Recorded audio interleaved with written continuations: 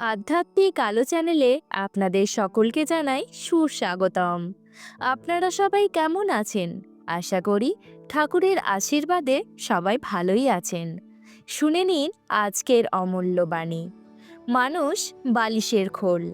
যেমন বালিশের খোলের ওপর দিকটা দেখতে কোনোটা লাল, কোনোটা কালো, কিন্তু সকলকার ভেতরে সেই একই তুলো। তেমনি মানুষ দেখতে কেউ সুন্দর, কেউ কালো, কেউ সাধু, কেউ অসাধু, কিন্তু সকলের মধ্যে সেই এক ঈশ্বরই বিরাজ করছেন।